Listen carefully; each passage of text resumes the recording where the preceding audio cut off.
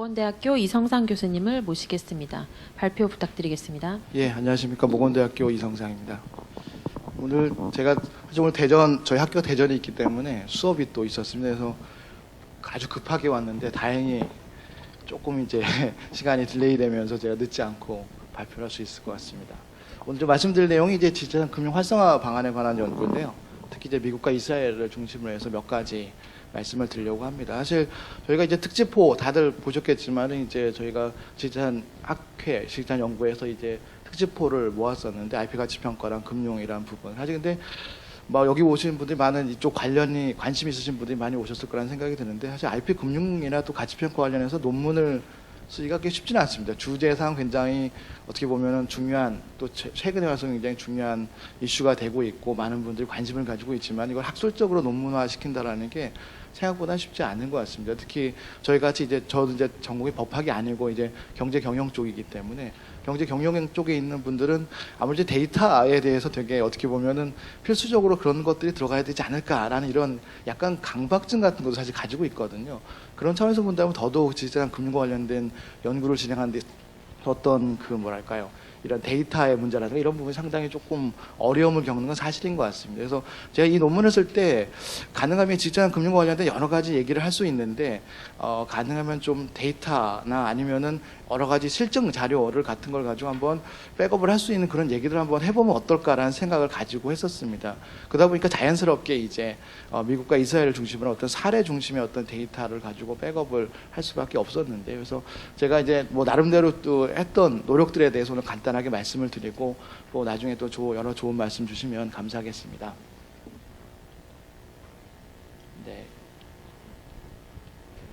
네, 그래서 오늘 말씀드릴 거는 뭐 일단은 4가지 파트인데요. 오늘 순서는 굉장히 간단합니다. 그러니까 디지털 금융을 활성화시키기 위해서 필요한 요소를 저는 3가지를 봤습니다.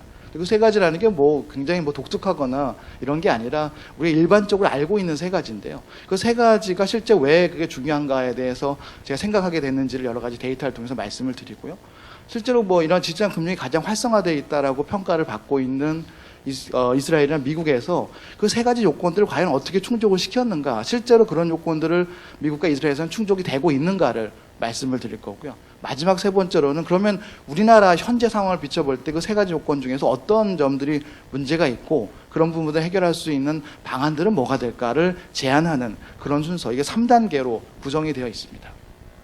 뭐 디지털 금융은 여러분 다 아시다시피 뭐 굉장히 중요하죠. 그래서 디지털 금융이 점점 더 많은 형태로 발전을 하고 있는데 과거의 디지털 금융이라면 어떻게 보면은 그 지식재산을 보유한 기업이 보유한 지식재산을 중심으로 해서 자금이 조달되거나 공급되는 이런 활동들에서 요즘 이제 대체 투자의 성격을 가지고 있는 디지털 금융이 점점 많아지고 있는 것 같습니다. 그래서 뭐 여러 가지 요소들이 있죠. 뭐 유동성이 증가하고 있고, 그다음에 전반적으로 저금리 구조가 있고, 그다음에 여러 가지 디지털 금융 기법이 개발이 되고, 또 디지털 거래 시장이 성장을 하고 이러다 보니까 대체 투자의 성격을 가진 디지털 금융 시장이 굉장히 빠르게 성장을 하고 있는 것이 현재 모습인 것 같습니다.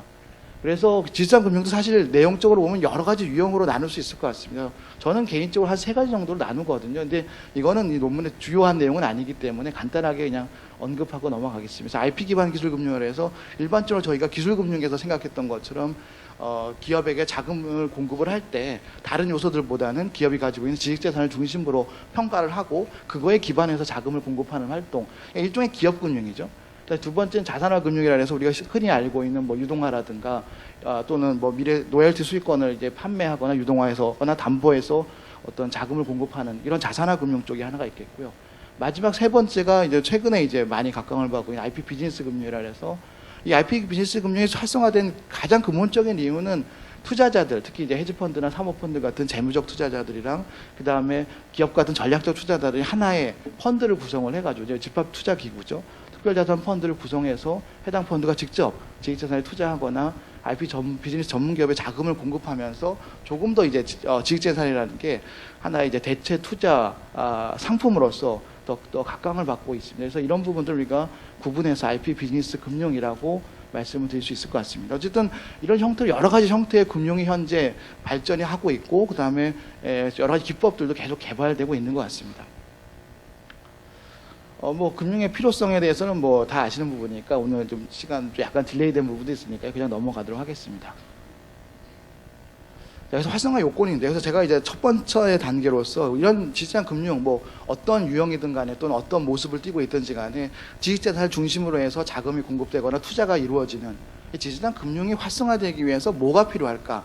저는 세 가지를 봤습니다. 첫 번째는 독자적인 가치와 거래 가능성을 가진 IP의 직접적인 공급과 이를 제도적으로 뒷받침할 수 있는 효과적인 IP 보험 및 구제 수단의 확보. 굉장히 긴데요. 이 안에도 결국은 지식재산 금융이라는 건 지식재산을 중심으로 해서 이루어지는 거니까 독자적인 가치를 가진, 거래 가능성을 가진 IP가 많아져야지 지식재산 금융시장이 활성화된다는 거예요. 너무나 어떻게 보면 당연한 거죠. 동시에 그런 것들을 보호해 줄 수 있는 체계로서 뭐 여러 가지 보호 수단이라든가 구제 수단이 확보가 돼야 된다라고 봅니다. 예를 들어서 하나지 뭐 사례라고 말씀드릴 수 있는 게, 이게 이제 특허권 보호 강화와 IP 또는 기술 중심 투자의 활성화 간의 어떤 상관관계를 보여주는 건데요. 사실 이런 자료들이 많지 않기 때문에 제가 그냥 뭐 어떻게 만들었는데요. 그러니까 특허권자의 승소율을 제가 IP 보호의 하나의 대리 변수로 본 겁니다. 그래서 특허권자가 승소하는 비율이 높은 국가들이 있고 그렇지 않은 국가도 있는데 우리나라는 조금 낮은 국가에 속하죠. 그 다음에 그 세로 측이 이제 그 벤처 캐피탈 투자입니다. 그래서 GDP 대비 벤처 캐피탈 투자가 얼마큼 이루어지고 있는가를 보고 있는데요. 그 그래프를 보시면 상관관계가 약 0.36에서 0.7, 그러니까 연도별로 조금 차이가 있는데요. 어쨌든 0.36에서 0.74 정도. 그리고 약간 예외적인 국가가 영국입니다. 영국은 특허권자 승소율은 상당히 낮은데 GDP 대비 벤처 캐피탈 투자는 상당히 활성화되어 있는 나라인데, 영국을 제외하면 약 연도별 거의 차이가 없습니다. 0.81에서 0.82 정도 나오니까요. 결국은 이게 하나의 뭐 완벽한 증거가 될 수는 없겠지만은 결과적으로 특허권 보호를 좀 강하게 해주는 것과 이 IP와 기술 투자를 활성화하는 것과는 어떤 상관관계가 있다라는 어떤 뭐랄까 그런 부분들 좀 대략적으로라도 파악할 수 있는 것 같습니다. 두 번째 요인은 이때 좋은 지식재산이 이제 시장에 나왔으면은 거기에 투자할 수 있는 자본이 활성화가 돼야겠죠. 그래서 두 번째 요인은 IP 또는 IP 집약기업에 투자할 수 있는 투자 자본, 투자 기간의 확대가 일단 필요하고요. 동시에 이걸 제도적으로 뒷받침할 수 있는 정부 지원 수단, 예를 들어가지고 뭐 정부가 직접적으로 재정을 투입을 해가지고 이런 투자 자본을 활성화시켜 준다든가 또는 세제 혜택 같은 거를 넣어주는 거게 되겠죠. 그래서 좋은 IP가 있으면은 이 좋은 IP에 대해서 투자할 수 있는 투자 기관을 활성화된다. 이게 아마 두 번째 요인이 될 것 같습니다. 그래서 저는 투자기관이 확대되는 것뿐만 아니라 투자기관의 성격이 다양화돼야 된다라고 생각을 하거든요. 사실 아까도 말씀드렸다시피 현재 대체 투자 자산으로서 지식재산 금융시장이 활성화되는 가장 근본적인 원인은 여기 써 있는 것처럼 지식재산에 투자할 수 있는 모험 자본이 늘어났기 때문에 그렇습니다. 특히 말씀드린 것처럼 헤지펀드라든가 사모펀드 또는 투자은행, 벤처캐피탈 같은 다양한 투자 자본이 투자기관, 투자 자본과 투자기관이 함께 참여함으로써 지식재산 금융시장이 빠르게 성장을 하고 있거든요. 그런 측면에서 본다 그러면 아무래도 그 IP에 투자할 수 있는 이런 투자 자본, IP 전문 투자 기관 이런 부분들이 활성화되는 게 아마 두 번째 요인이 될 것 같습니다. 동시에 이런 부분들을 활성화하는 데 있어서 정부가 초기에는 상당히 큰 역할을 하게 됩니다. 뭐 예를 들어서 여기 이제 밑에 데이터를 보시면 이거는 우리나라 창업투자 회사가 운영하고 있는 투자조합 중에 모태펀드 출자 비중인데요. 상당히 높게 나타나는 걸 보실 수 있습니다. 물론 그 창업투자가 운영하는 게 IP에 투자하는 건 IP 금융만 하는 건 아니지만은 그래도 기술과 IP 중심의 어떤 투자를 하는 데 있어가지고 모델펀드가 상당하게 어떻게 보면 투자 자본의 확대에 있어가지고 영향을 줬다라는 걸 확인하실 수가 있을 것 같습니다. 이거는 우리나라뿐만 아니라 뭐 이스라엘도 동통적으로 나타나는 현상인데 그건 뒤에서 말씀을 드리도록 하겠습니다. 동시에 이제 최근에 이제 그 패턴 박스 제도, 이거 세제 혜택이죠. 세제 혜택을 주는 효과를 분석한 여러 가지 연구들이라든가 또는 유로스태트의 통계 분석 결과를 보면은 정부가 이렇게 어떤 IP를 거래하거나 또는 IP에 투자하는 것에 대해서 세제 혜택을 주는 경우에 그런 부분이 상당히 다른 그렇지 않은 국가에 비해서 투자 활성화라든가 또는 거래 활성화에 상당한 영향을 미친다라는 통계 분석 결과도 현재 주어져 있습니다. 세 번째는 거래 시장입니다. 그래서 실제 그 제공된 어떤 IP나 IP 집약 기업의 어떤 투자나 융자 형태로 제공된 자금이 실제 신속하게 투자 회수가 되려 그러면 IP를 청구할 수 있는 IP 거래 시장이라든가 또는 중간 엑신 마켓 같은 것들이 많이 활성화가 돼야 되겠죠.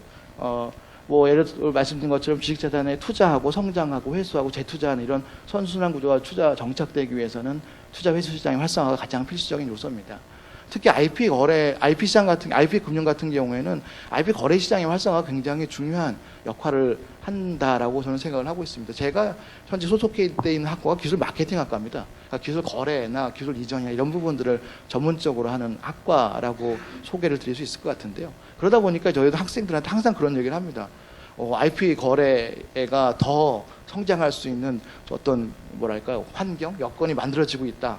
꿈을 갖고 열심히 공부를 해보자, 이런 얘기를 많이 얘기를 하는데, 아이들을 쇠뇌하려고 하는 얘기가 아니라 실제 그렇지 않습니까? 그래서 뭐 예를 들어 가지고 담보나 뭐 이런 방식으로 어떤 그 IP 담보를 중심으로 해서 IP 담보를 잡고 그 금융을 제공했는데, 만약에 그 회사가 적절하게 해결하지 못하는 경우에 결국은 그 담보를 잡은 IP를 제2차 거래 시장에서 매각을 해가지고 원래 담보로 제공된 일정 투자금을나 그 담보금을 융자금을 회수할 수 있으면은, 그러면 가장 좋은 하나의 선순환 구조가 만들어지는 거겠죠. 그래서 이런 IP 거래 시장의 구축이 가장 어떻게 보면 세 번째 활성화 요인이라고 볼 수가 있겠습니다. 그래서 보신 것처럼 미국 같은 경우에 12개 증권거래소랑 장외거래 시장, 그다음에 활성화된 M&A 시장, 뭐 지산 유통 시장 같은 이런 2차 시장이 굉장히 많이 발전해 있기 때문에 이걸 바탕으로 해서 지산 투자 자본이라든가 전문 비즈니스 기업이 활동할 수 있는 하나의 강력한 기반이 되지 않을까라는 그런 생각을 가지고 있습니다. 결국은 요약을 하면 세 가지입니다.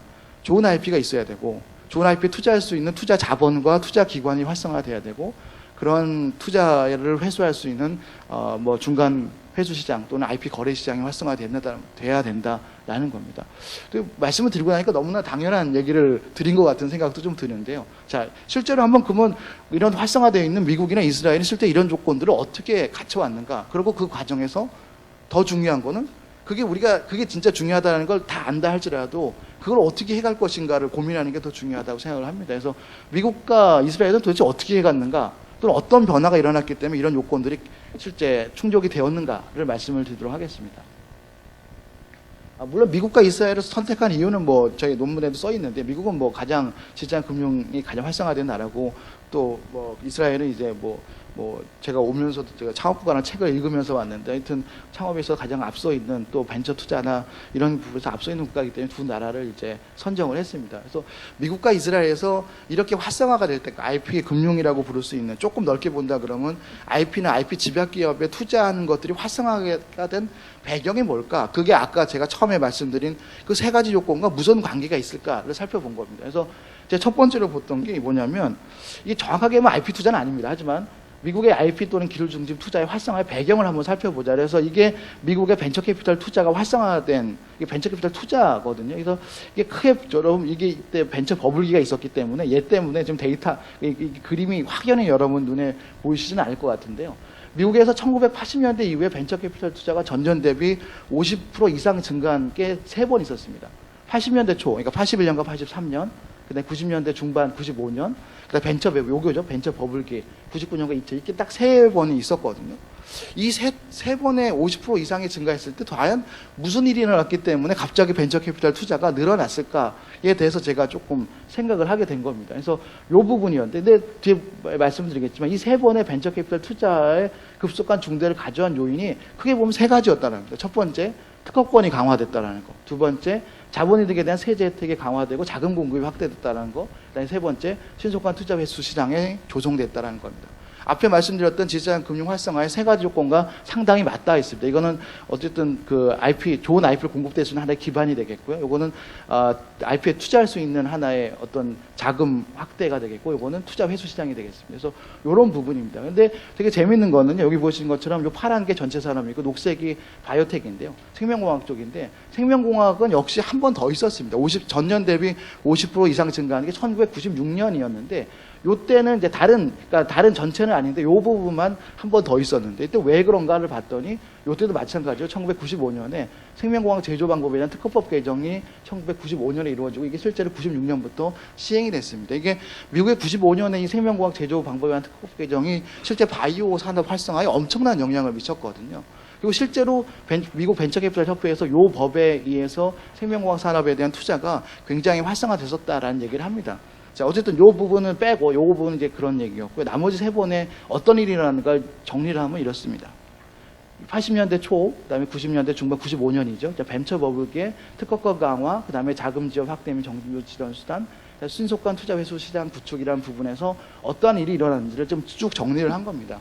뭐 예를 들어서 80년에 같은 경우에 보면은 이제 뭐 여러분 잘 아시다시피 80년부터 이제 어떻게 보면 이제 프로페턴 정책으로 전환이 이루어지죠. 그래서 CFC로 설립되고 그다음에 특허 대상이 이제 확대가 되는 이런 것들이 이제 1980년에 이루어집니다. 그리고 자본 공급이라는 측면에서 보면은 이 연금의 벤처 캐피털 투자가 이제 허용이 됩니다. 이때. 그래서 프루드만 조항이라는 걸 개정을 하면서 연금의 벤처 캐피털 투자가 확대되면서 갑자기 투자 확대가 이루어질 수 있었고요. 동시에 자본이익에 대한 세율 하락이 계속 지속적으로 이루어집니다. 그래서 77년 같은 경우 최고 세율이 35%였는데 80년으로 들어오면서 20% 초반까지 떨어지게 됩니다. 이런 부분들이 결국은 세제 혜택 측면에서 굉장히 중요한 영향을 줬고요. 그다음에 신속한 투자 회수 시장 구축이라는 측면에서 82년에 나스닥 전국 시장이 완성이 됩니다. 뭐 이런 부분들이 결국은 80년대 초에 이루어지고 이런 세 가지 요소들이 서로 하나의 어떤 결합되면서 80년대에 그 전보다 벤처 캐피털 투자가 갑자기 50% 이상 증가하는 하나의 일이 일어났던 거죠. 뭐 90년대에도 마찬가지고 벤처 버블기도 마찬가지예요. 사실 이 벤처 버블기는 이 외에 다른 요소들이 더 중요한 요소가 아니었냐라고 반론을 말씀을 주실 수도 있을 것 같은데요. 어쨌든 그래도 동일한 현상들이 이 당시에 우연일 수도 있는데 이런 현상들이 일어났다라는 것들을 우리가 한번 눈여겨볼 만한 사항인 것 같습니다. 그리고 동시에 말씀드렸다시피 가장 중요한 부분들은 저는 이제 특허권 강화 쪽에서 많이 찾았습니다. 그래서 투자 부분에 있어가지고 이런 특허권이 강화되고 새로운 특허 제도가 만들어지고 특허를 보유하고 있는 사람에 대한 어떤 권한이 강화되고 특허권에 대한 가치를 보호하려고 하는 시스템이 만들어지고 이런 부분들이 결국은 미국의 투자 활성화에 있어서 굉장히 많은 영향을 줬고요. 그렇다라고 정리를 할 수 있을 것 같습니다. 그러면 이제 이스라엘은 어떤가라는 거죠. 뭐 제가 시간 때문에 간략한 말씀을 드리면 이스라엘은 첫 번째 요건에서 일단 걸렸습니다. 뭐냐면 이스라엘은 사실 여러분 여기 위에 데이터가 있는데요. 지식재산의 보호 수준 평가에서 미국이나 일본 밑에 굉장히 낮습니다. 그 IMD, 뭐 WF, 뭐 이거를 우리가 절대적으로 믿을 필요는 없겠지만 어쨌든 지식재산권 보호 수준에서 이스라엘이 IMD에서 23위, WF는 33위입니다. 그러니까 굉장히 좀 높지는 않죠. 그러면 아까 처음에 말씀드린 것처럼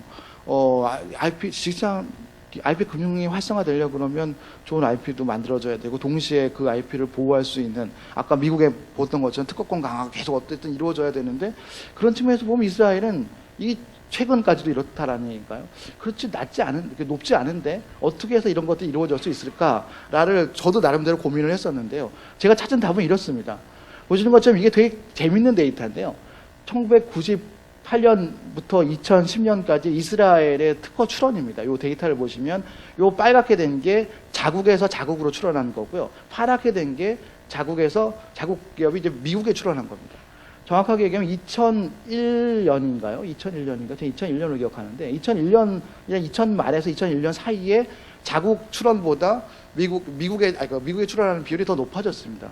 그래서 제가 데이터를 쭉 계산을 해보니까 1994년에서 2010년 사이에 미국 특허 출원 건수로 이스라엘이 8번째로 많은데 뭐 출원 건수로는 8번째로 많은데 자국 출원 대비 미국 출원 비율을 계산해 보면 204.2%입니다. 다시 얘기하면 자기 나라에는 출원 안 하더라도 미국에는 한다는 얘기죠. 우리나라가 몇 프로냐면 13.5%입니다. 그러니까 우리나라에 100개 출원하면 그중에 13개 정도는 미국에 출원한다는 뜻이고요. 일본이 17.4%, 독일이 39.7%, 뭐 이렇습니다. 그래서 뭐 이탈리아 조금 높은데요. 75.6%.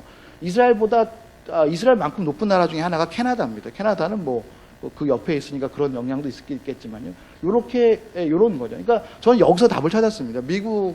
이스라엘은 그 자체로 보면 어떻게 보면 지식재산 보호 수준이나 이런 부분들이 조금 높지 않게 평가를 받을 수 있는데 이스라엘이 가지고 있는 IP 자산이라는 게 상당 부분 많은 부분이 미국 특허라는 거죠. 물론 이스라엘과 미국 사이에 어떤 긴밀한 연계관계도 있지만은 이 데이터를 보시면 이게 전략적인 선택이 이루어졌다는 걸 여러분이 확인할 수 있을 것 같습니다. 그래서 99년부터 미국 특허 출원이 급증하기 시작해서 2000년부터 자국 내 특허 출원보다 미국 출원이 많아졌는데 이게 약간 전략적으로 이루어졌습니다. 무슨 얘기냐면 요 시기가 공교롭게도 요즈마 펀드 같은 것들이 민영화되면서 이스라엘 벤처 산업이 본격적으로 성장하는 시기입니다. 요 시기가. 그 전까지만 해도 이스라엘은 벤처 산업이라는 게 사실 없었거든요.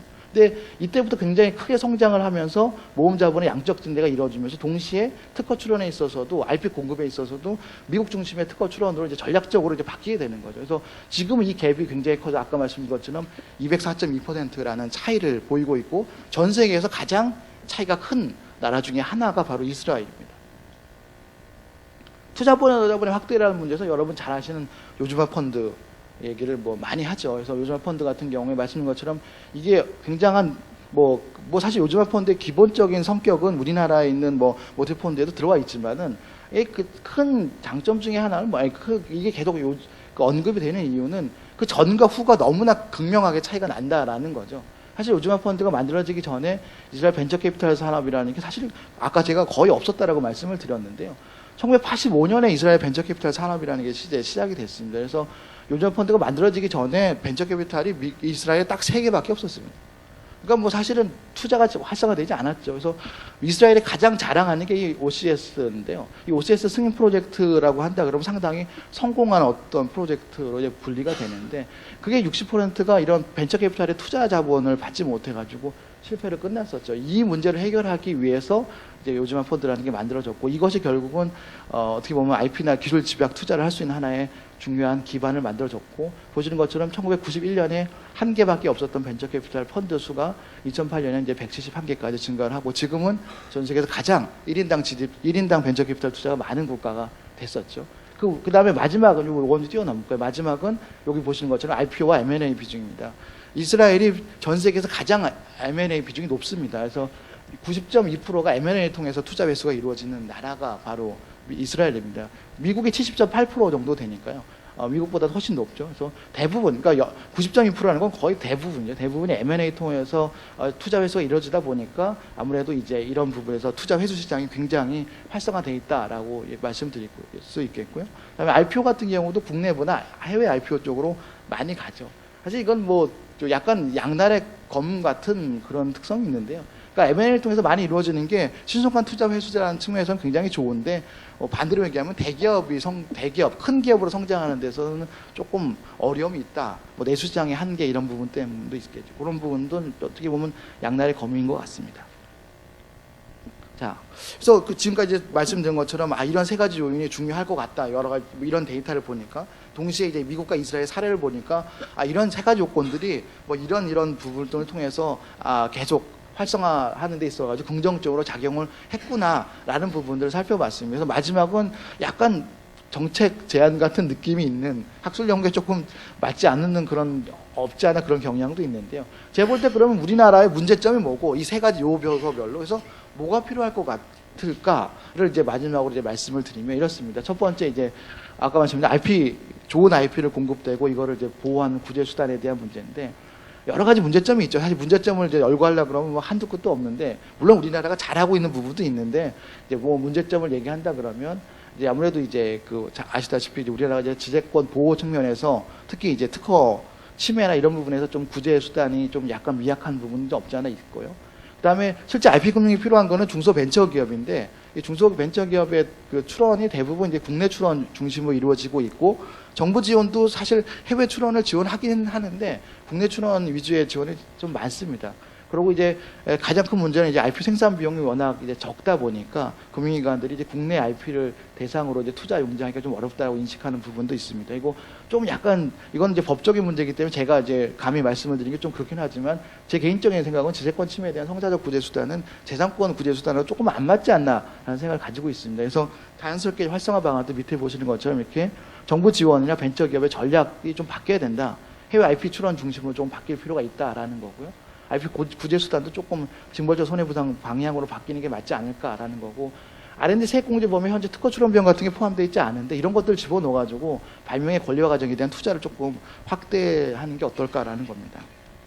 지금 보니까 시간이 별로 없는 것 같네요. 그렇죠? 그래서 뭐 두 번째 문제는 이 투자 기관의 활성화에 대한 문제인데 문제점 넘어가고 활성화 방안만 말씀을 드리면 이런 것들 이게 아주 되게 구체적인 내용들인데요. 뭐 예를 들어가지고 직장 전문 투자 기관 육성하기에 여러 가지 법적 근거들이 필요하지 않을까라는 부분들입니다. 그래서 뭐 예를 들어가지고 이런 직장 분야 특성을 반영한 선정 우대 기준 같은 것 좀 만들어야 되지 않겠나. 현재 모태펀드 같은 경우에 문화 콘텐츠 쪽에서는 이런 우대 기준이 있는데 지식자산 분야가 없습니다. 특허 분야가. 우대 기준이 없기 때문에 이런 부분을 조금 좀 운영사 기본 요건에 제시를 해서 지식자산 분야의 전문 투자 기관을 해야 되지 않을까라는 부분도 있고요. 조금 더 나간다 그러면 지식자산 투자에 전문적으로 투자할 수 있는 모태본 조합이 좀 필요하지 않을까. 지금 현재 그 농업 쪽에도 있고 그다음에 여러 군데 지금 모태펀드 운영되고 있기 때문에 검토해 볼 필요가 있는 것 같습니다. 마지막 거래시장 부분에 대해서는 저희가 뭐 M&A 부분을 여기서 언급하는 건 사실 너무나 큰 문제이기 때문에 그 부분보다는 저는 거래시장 쪽에 좀 더 초점을 맞출 필요가 있는 것 같습니다. 특히 제가 제일 안타깝게 생각하는 부분들이 우리가 과거에 있었던 많은 것들이 좀 없어진 것 중에 하나가 지장 거래에 대해서, 그러니까 내가 뭐 사거나 또는 팔거나에 대해서 이런 여러 세제 혜택이 있었는데 현재는 파는 경우에 대한 건 전혀 없고요. 그러니까 지식자산을 거래해서 수익을 얻은 거에 대한 세제 혜택은 이제 아예 없어졌고, 도입하는 거에 대해서는 중소기업에 대해서만 현재 세액 감면이 있는데 이걸 조금 높여야 된다라는 거. 연구개발비 세액 공제율 현재로 높이거나 또는 새롭게 만드는 게 필요하다. 물론 그걸 뭐 전면적으로 다시 시행하는 거에 대해 어려움이 많을 텐데, 그렇다 그러면 제한적으로라도, 이 제한적이라는 게 아까 말씀드린 것처럼 담보자산으로 잡혀 있는 지식자산을 취득한다라는 이런 전제 하에서라도 조금 대기업에 대한 지식자산에 대한 취득에 대한 어떤 세액 감면 같은 걸 좀 더 부여하면은 지식자산 거래 시장이 활성화되는데 도움이 되지 않을까라는 생각을 하면서 이제 제가 말씀드릴 내용은 이것으로 마치도록 하겠습니다. 네, 고맙습니다.